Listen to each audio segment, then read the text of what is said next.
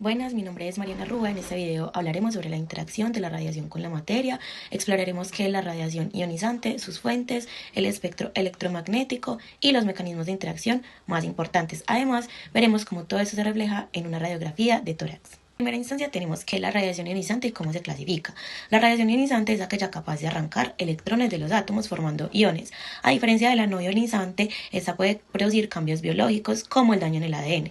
Se clasifica en radiación electromagnética ionizante, que serían los rayos X y los gamma, y en radiación corpuscular o particulada, que serían las partículas alfa, beta, neutrones y protones. La radiación natural y artificial. La radiación natural proviene del ambiente y todos estamos expuestos a ella. Por ejemplo, los rayos cósmicos, el radón y los radionucleidos en el suelo y en los alimentos. Por otro lado, la radiación artificial es generada por el ser humano, como por ejemplo los rayos X médicos, las centrales nucleares y la irradiación de los alimentos. Aplicaciones de la radiación. La radiación tiene aplicaciones positivas en distintos campos. Por ejemplo, en la medicina está el diagnóstico de las radiografías y TAC y en radioterapia. En la industria, el control de calidad en soldaduras y esterilización de equipos. Y en la agricultura y el medio ambiente está el control de plagas, la conservación de alimentos y la mejora en los cultivos. El espectro electromagnético se organiza según la longitud de onda y la frecuencia. En la radiación ionizante lo vemos en los rayos X y gamma, que son con alta energía y capaz de producir ionización. En la radiación no ionizante lo vemos en las ondas de radio, en las microondas e infrarrojo, que no pueden ionizar pero sí generan calor. Recordemos aquí que a mayor frecuencia y menor longitud de onda, mayor es la energía de la radiación. Mecanismos de interacción con la materia. Los rayos X interactúan con la materia de tres formas principales. El primero sería el efecto fotoeléctrico. El fotón transfiere toda su energía a un electrón y desaparece. Es clave para el contraste de las imágenes médicas. 2. El efecto Compton. El fotón choca con un electrón, lo expulsa y continúa con menor energía. Genera dispersión y ruido en la imagen. El tercero sería la producción de pares, que ocurre cuando un fotón muy enérgico se convierte en un electrón y un positrón. Es la base para la tomografía por emisión de positrones. Radiografía de tórax y variedad de grises. En una radiografía de tórax, la variedad de grises se explica por los siguientes mecanismos. El negro, pulmones radiolúcidos llenos de aire. Los grises, el mediastino y tejido blandos, donde domina el efecto Compton. Y el blanco, que serían los huesos, que absorben la radiación por el efecto fotoeléctrico. Así, la interacción de la radiación con la materia nos permite obtener imágenes diagnósticas útiles para la medicina. Hola, mi nombre es Jennifer Quintero y en este video les voy a explicar cómo funciona un tubo de rayos X, los tipos de radiación que se generan y la diferencia entre un tubo para radiología convencional y uno para mamografía. Bueno, en esta parte, este es el esquema de un tubo de rayos X que está formado por una carcasa protectora que evita que la radiación se escape. Dentro del tubo tenemos el cátodo, que es un filamento que se calienta y libera electrones. Frente a él está el ánodo, que puede ser fijo o rotatorio y está hecho de materiales como tungsteno, molibdeno o rodio. Cuando los electrones chocan contra el ánodo, se producen los rayos X que salen por la ventana de salida. El tubo está al vacío para que los electrones viajen sin chocar con otras partículas y alrededor tiene el aceite de refrigeración para que evite que se sobrecaliente. Aquí tenemos los materiales y las características del blanco. El material más usado es el ánodo, que es el tungsteno, cuyo símbolo es W y tiene como número atómico el 74. Produce rayos X con energía característica de alrededor de 69.5 keV y tiene un punto de fusión muy alto, de más de 3400 grados centígrados, lo que hace ideal para resistir las altas temperaturas. En mamografía se usa molibdeno o rodio, que producen rayos X de menor energía, ideales para visualizar todo el tejido mamario. En los tipos de radiación tenemos entonces tres tipos. La radiación primaria, que es la radiación más útil que sale del tubo y es la que llega directamente al paciente. La radiación de fuga, que es la radiación que se escapa por la carcasa del tubo por seguridad y debe ser mínima, y la radiación dispersa, que es la que se desvía en diferentes direcciones después de interactuar con el cuerpo del paciente y puede aumentar las dosis de radiación del personal de salud. Y acá tenemos entonces el cuadro comparativo de radiología convencional versus el de mamografía. Para el tubo de rayos X en radiología convencional se usa un blanco de tuxeno y energías entre 40 y 150 keV. En cambio, el tubo de mamografía usa blancos de molibdeno o de rodio y tiene energías más bajas, de 25 a 35 keV, lo que permite obtener imágenes con mejor contraste para detectar lesiones en la mama. Además, el tamaño del foco de la mamografía es más pequeño y da mayor nitidez a las lesiones. Buenos días, estimado tutor y compañeros. Mi nombre es Juan Pablo Bolívar Calle y voy a dar solución al punto 4 de la tarea 2, la desintegración radiactiva. Bueno, la desintegración radiactiva es un proceso natural en el que los núcleos de ciertos átomos llamados radiactivos se transforman buscando una configuración más estable, debido a un desequilibrio en el número de neutrones. Durante este proceso se libera energía en forma de radiación ionizante. Hay varios tipos de radiación emitida: partículas alfa, partículas beta, radiación gamma y néutros. Ya voy a dar solo explicación de todas de ellas. Bueno, procesos de desintegración radiactiva. La desintegración alfa. El núcleo emite una partícula alfa que consiste en dos protones y dos neutrones. Este proceso reduce el número anatómico en 2. El número anatómico es igual a los protones y la masa en 4 unidades, y la masa es igual a la suma de protones y neutrones. Acá tenemos el núcleo, que es el que tiene pues varias bolitas, que las azules son neutrones y las naranjaditas son protones, positivos y negativos. Entonces surge una partícula alfa, que son dos protones y dos neutrones, y surge el hijo, o por ejemplo pues el átomo ya configurado más estable. La desintegración beta es un proceso en el que un núcleo atómico inestable cambia su número de protones al transformar una partícula subatómica en otra. Existen dos: beta negativa, que es un neutrón se convierte en un protón, emitiendo un electrón, y el número atómico aumenta en 1, y el beta positiva, que es un protón se convierte en un neutrón, emitiendo un positrón y un neutrino. El número atómico disminuye en 1. Acá un ejemplo. En esta bolita, en esta primera bolita, vemos que hay 3 protones y 1, 2, 3, 4 y 5 neutrones. ¿Qué quiere decir? Que hay más neutrones que protones. Entonces el beta negativa, un neutrón, se convierte en un protón. Entonces acá vemos 1, 2, 3, 4 y 4 neutrones. El beta positivo nos dice que un protón se convierte en un neutrón. Entonces acá vemos que hay 1, 2, 3, hay 5 protones, que son los que tienen el signo más, y 3 neutrones. Entonces un protón se convierte en un neutrón. Ahora, la captura electrónica. La captura electrónica es un proceso de transformación nuclear que ocurre cuando un núcleo inestable necesita estabilizarse, pero en vez de expulsar una partícula, este lo ingresa de las capitas del núcleo o del átomo. Un protón del núcleo captura un electrón cercano al núcleo. Este protón se convierte en un neutrón. Entonces acá vemos las bolitas, que son como las capitas del átomo, las capas internas del átomo, y estas bolitas chiquiticas son los electrones cercanos al núcleo. Entonces captura una de esas, la pasa por todas las capas hasta llegar al núcleo. Ahora, la conversión interna. El núcleo está en un estado excitado. ¿Qué quiere decir eso? Que está con un exceso de energía. En lugar de liberar esa energía en forma de rayo gamma, el núcleo transfiere directamente esa energía a un electrón orbital cercano. Ese electrón recibe la energía y es expulsado del átomo. En este proceso no cambia el número de protones ni neutrones del núcleo, solo se libera la energía nuclear. Acá vemos el núcleo. Y es lo mismo, acá están las bolitas del átomo y este es el núcleo. Entonces coge un neutrón o un electrón y le da como toda la energía que sobrante y lo expulsa del núcleo. Acá vemos que coge este de acá y lo expulsa. Y la emisión de rayos gamma. Esto ocurre cuando el núcleo tras una desintegración previa queda en un estado excitado y libera energía en forma de radiación electromagnética gamma. En este no cambia el número anatómico ni la masa, pero reduce la energía del núcleo. Acá vemos el núcleo con un grado de excitación y lo que hace es emitir rayos gamma que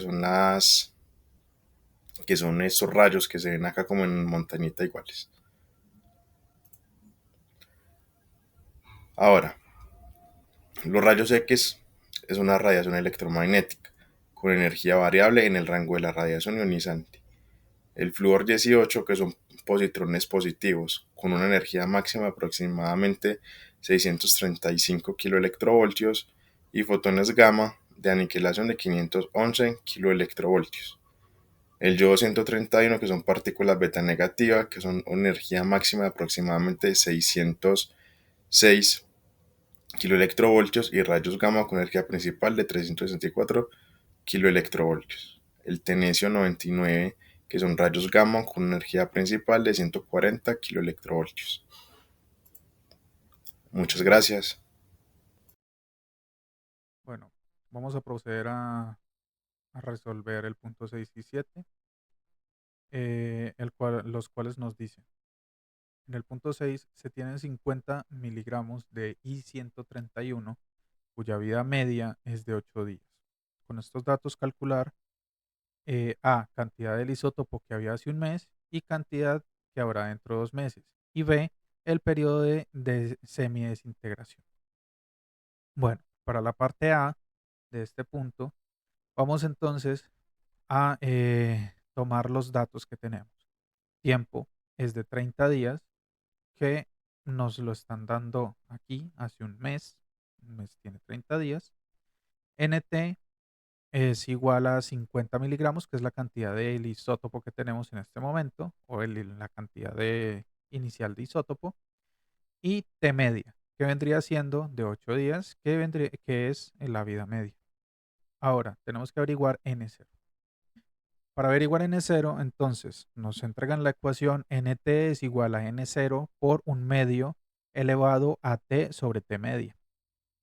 Vamos a pasar entonces, ya que tenemos que averiguar N0, vamos a pasarlo al otro lado del igual. De esta manera nos quedaría N0 es igual a NT dividido un medio elevado a T sobre T media. Recordemos que al hacer el cambio, pasamos a hacer la operación contraria. Si aquí estamos multiplicando, vamos a pasar a dividir. Lo cual, al reemplazar los valores que tenemos ya, nos va a quedar que N0 es igual a 50 dividido un medio elevado a 30 sobre 8.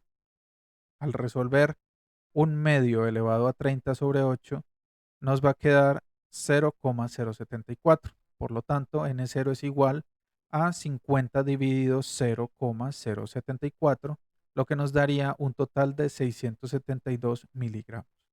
Este sería la cantidad del isótopo que teníamos hace un mes cuando inició.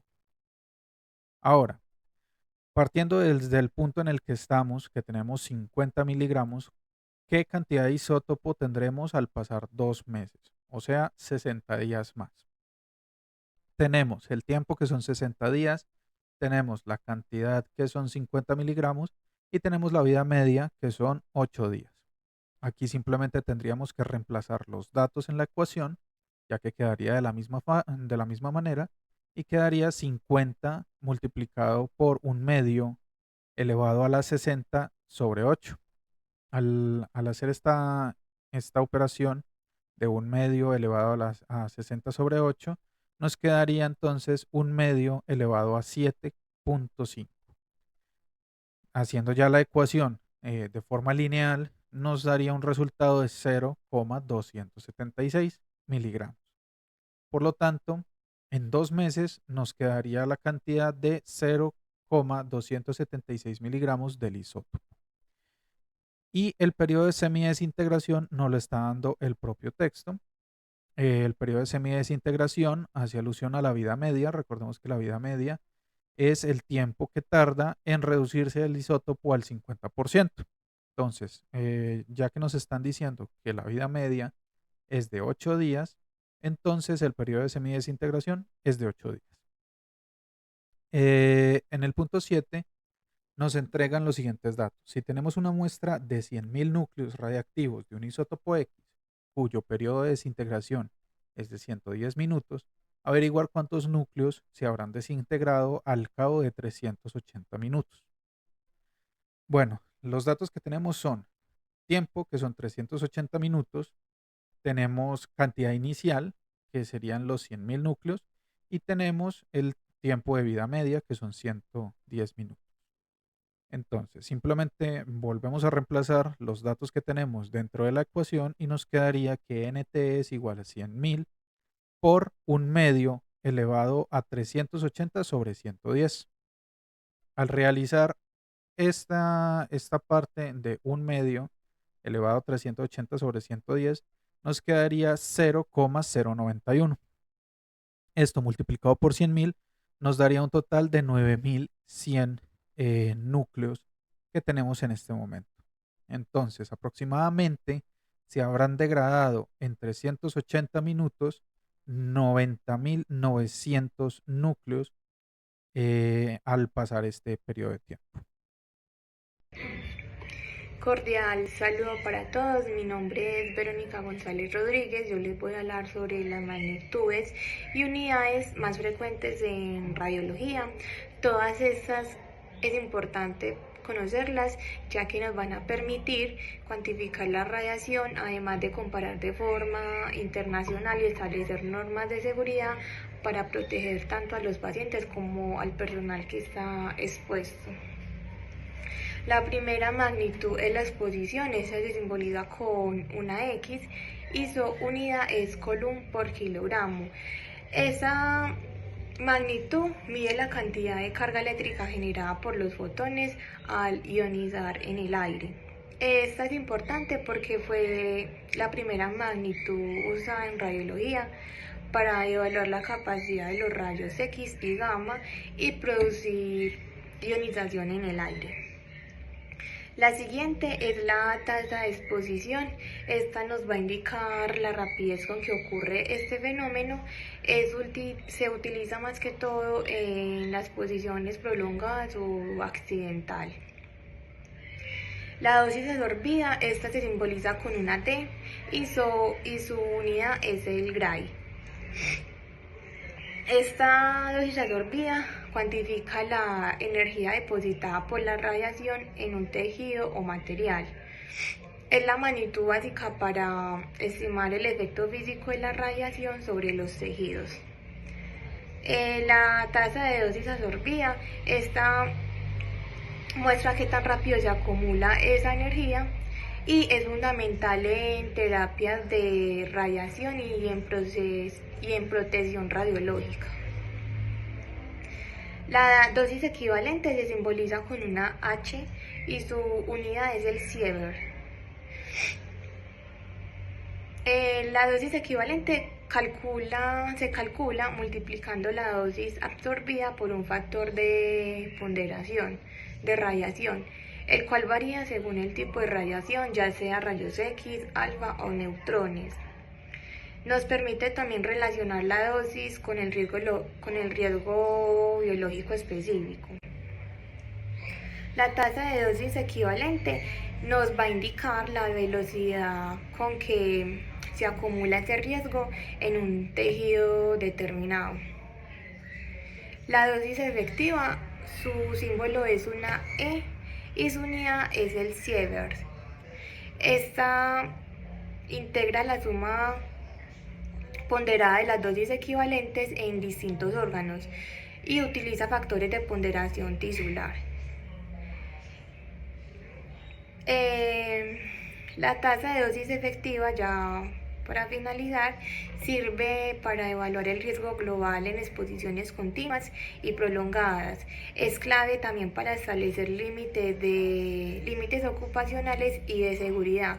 En conclusión, este conjunto de magnitudes nos permite comprender cómo la radiación ionizante interactúa con el cuerpo humano, además de que protegemos a los pacientes y al personal de salud podemos también garantizar procedimientos médicos seguros.